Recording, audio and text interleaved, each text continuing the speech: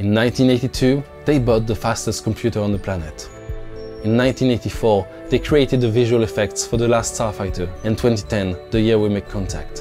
In 1986, they created the first full CG animal in Jim Henson's Labyrinth. You know the movies, but do you know the people behind them? This is the story of these digital pioneers, the story of digital productions.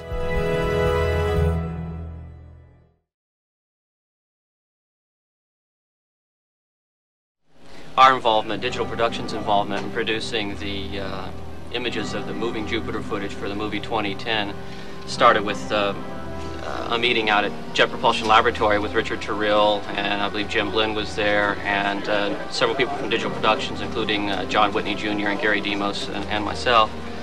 We sat around and discussed various techniques. We looked at Jupiter footage and thought about how we might actually make it appear to flow like that on screen. And we rejected various ideas about interpolating the original Jet Propulsion Laboratory data frame to frame, and fractal methods to generate planets that looked like Jupiter, because it was realized fairly early on that what we really were after was motion. We originally started with JPL data, Voyager satellite data, and it turned out to be insufficiently resolved and not enough contrast and detail in those images to achieve the final look that we needed to have for the 70mm projection that was going to be used ultimately for 2010.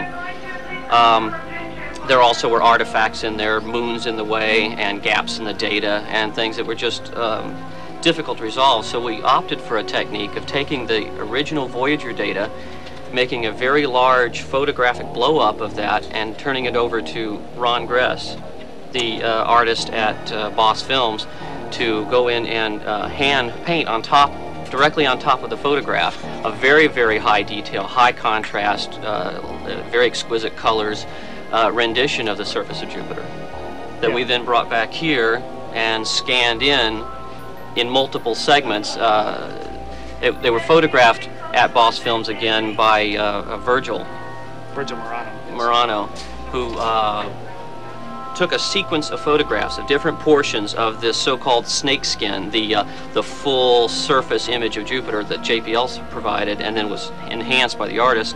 Once we had this image, this large snakeskin, we started picking out features on the snakeskin, every cloud feature that we could find on the snakeskin.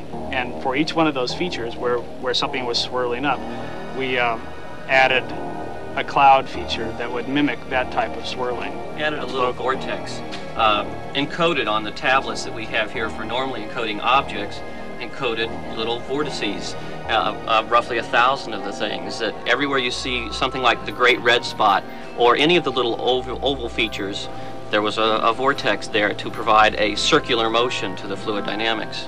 So in some sense we generated an ad hoc wind field over the planet Jupiter at one time. And we combined that along with this image that Ron Gress painted into a texture which we moved frame by frame by decomposing this image, this texture, into a series of little particles or chunks of cloud. 5 to 10 million little chunks of cloud. That we would move every frame by frame according to how the wind field, the flow field on the planet was that we were simulating. And at each and every time step, each and every frame, we would update both the wind field, the vorticity field, and we would update this picture. And we'd end up with a two-dimensional picture that was freshly moved each and every time step, each and every frame, and then mapped onto a sphere. And so what you then have is this image of the spherical, three-dimensional Jupiter, whose cloud structures are flowing and moving across the surface. That's right.